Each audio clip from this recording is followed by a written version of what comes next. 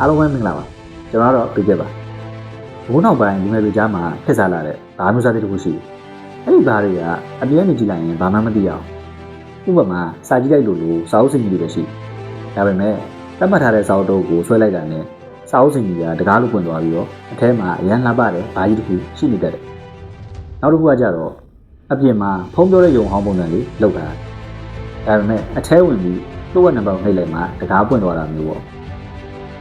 ဒီလိုမျိုးပုံချုပ်ွက်ချိုးနဲ့ဖွင့်ထားတဲ့ဘားတွေကို speed busy တို့မဟုတ် hidden bar လို့ခေါ်ကြပါတယ်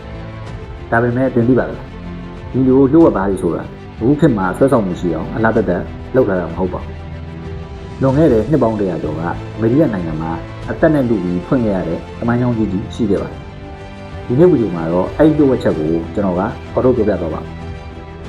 1920ပြည့်နှစ်ဇန်နဝါရီလ18ရက်နေ့အမေရိကန်နိုင်ငံလုံးမှာရှိတဲ့အရက်ချက်တဲ့သူတွေအတွက်တော့အဘာပြတ်တဲ့နေ့လို့ပြောလို့ရပါတယ်ကျွန်တော်တို့လိုပေါ့ဘာလို့လဲဆိုတော့တနိုင်ငံလုံးမှာရက်ချက်တာရောင်းတာဟဲ့ပို့ဆောင်တာလုံးဝစိတ်ပင်လိုက်တာပါအကြောင်းရင်းကတော့အဲ့ဒီခေတ်ကအရက်တောက်လို့ရာဇဝမှုတွေများလာတယ်ဆိုပြီးဘာသာရေးဖွဲ့စည်းတွေကဖိအားပေးလို့စိတ်ပင်လိုက်ရတာပါ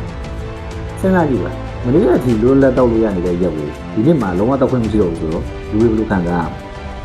ရမလဲဒါကတော့ရသမားချင်းသိမှာပေါ့နော်လူဆိုတာကလည်းတားလေ꿰ရမှာကိုလို့ချင်တယ်မဟုတ်လားအဲ့တော့တရားဝင်ရက်လောကကြီးစတင်လို့ခွာလာပါတော့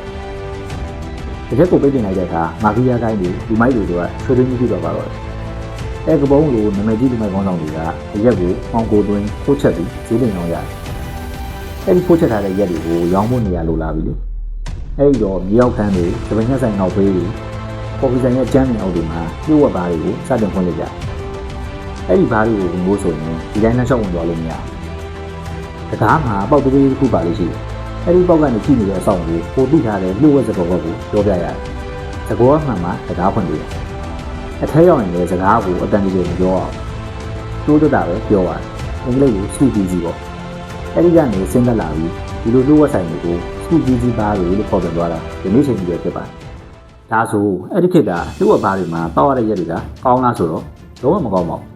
ဆက်ရုံတွေပိတ်ထားတော့တောထဲတွေရေချိုးကန်နေတဲ့မှာဖြစ်တယ်လို့ခိုးချက်ကြရတာလေအထူးသဖြင့်ဂျင်ရက်တွေကိုရေချိုးကန်တွေမှာစိတ်ပြီးချက်ကြလို့ဗတ်တက်ဂျင်တို့တော့နာမည်ကြီးရဲ့ဒီလိုစနစ်တကျချက်ထားတာမဟုတ်တဲ့ရက်တွေကရတာလည်းရန်ဆိုးသလိုအနံ့လည်းဆေးရုံကစပရိတ်နိုင်နန်းနေတယ်တချို့ဆိုတောက်ပြီးမျက်စိကိုရတာအသက်သေးတာရည်ရှိခဲ့ဒါပေမဲ့လည်းလူတွေကလည်းတောက်ချင်တော့အဲ့ဒီအနံ့ဆိုရတာလူကြီးကိုဘလို့ဖုံးကွယ်ပြီးတောက်လို့ကောင်းလုပ်မလဲဆိုတာကိုဗာရဏတွေကခေါင်းစားလာရပါတော့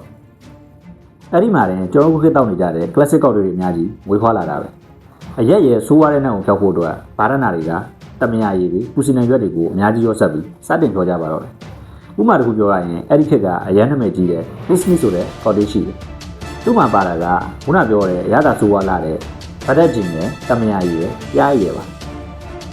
ကြားအစားပြားရည်ကိုဘာလို့တုံးလဲဆိုတော့ပြားရည်ရဲ့ပြင်းထန်တဲ့ထုံနှံကဂျင်းရဲ့အနှံ့ဆိုကိုအကောင်းဆုံးဖုံးပေးနိုင်လို့ပါပဲဒီလိုတတိရည်တွေအချိုရည်တွေရောဆက်လိုက်တဲ့အခါမှာ